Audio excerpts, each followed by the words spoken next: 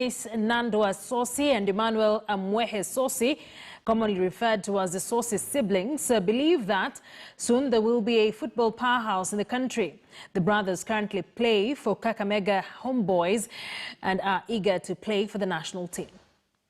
The Sossis, a promising name that will sure rock the Kenyan football scene in the days to come. Dennis Nandwa Sossi and Emmanuel Sossi are siblings gaining traction because of their footballing exploits. Dennis and Emmanuel, the Sossi brothers, currently play for Kakamega Homeboyz. After kuja Homeboyz, niliface challenges kidogo. Familia yetu maybe madhe alikuwa anataka tusome, alikuwa anataka story na ball. But tulimwambia acha tucheze ball kwa sababu pia inalipa poa. Kurudi kwangu Homeboyz, tulikuwa na coach Mioti, Nicholas, Zoia. Kuona kwa uzuri wangu, tulikuwa nayo kwa Zoia, akaniambia nikuje nyumbani, Kakamega Homeboyz.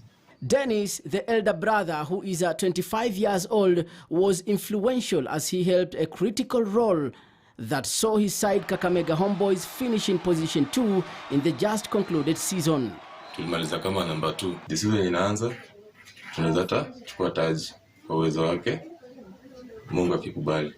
His younger brother, 20 years old Emmanuel, is a striker who was loaned to Zoia Sugar, and despite not scoring a goal, he had 5 assists on his name. Hata pia huko ndio nilicheza magame, kakuja nikakuwa poa, then ndo contact yangu ilikuwa inaisha mwezi wa 5. It is a dual football journey that kicked off at Olympic Soccer Academy in Kakamega almost a decade ago. Wamejituma kweli na sisi tuliona display yao na pia tuliwatakia mema na mpaka vile wamefika sasa hivi. Kupitia mikono yetu tuko na coach Omari hapo na coach Wera na Hadi.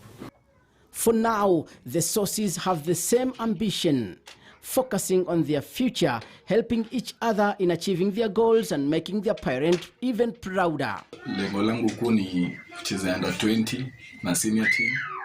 Mshoni yangu pia ni kwenda kucheza ball huko majuu, kucheza Man United ndio timu yangu, na pia kusaidia kila mtu hii Kenya na pia familia. Siblings are a blessing, people say, and it is indeed wonderful for these brothers who share the same interests. Ahmed Bahaj, KTN Sports. And Timothy Otieno is on the verge of completing a move to Zambian top-tier side Napsa FC after a 2-year stint with the current club Tusker FC. The lethal striker finished top of the Kenya Premier League goal scorers charts last season with 14 goals before the season was abruptly ended by the coronavirus pandemic. Now, the 2020 edition of the Standard Chartered Marathon has been cancelled for the first time in 17 years.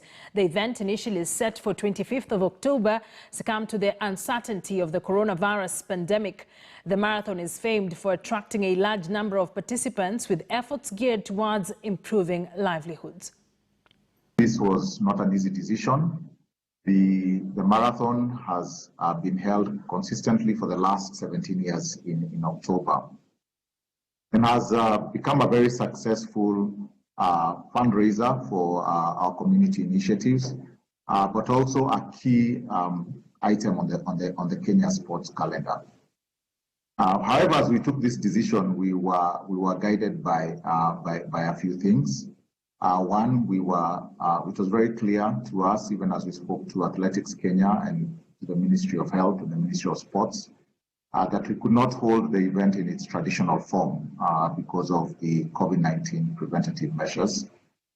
We're also clear when we spoke with our participants and other stakeholders like our running clubs, coaches of some of the athletes that run in the marathon, that safety was quite important for everyone. Now, Manchester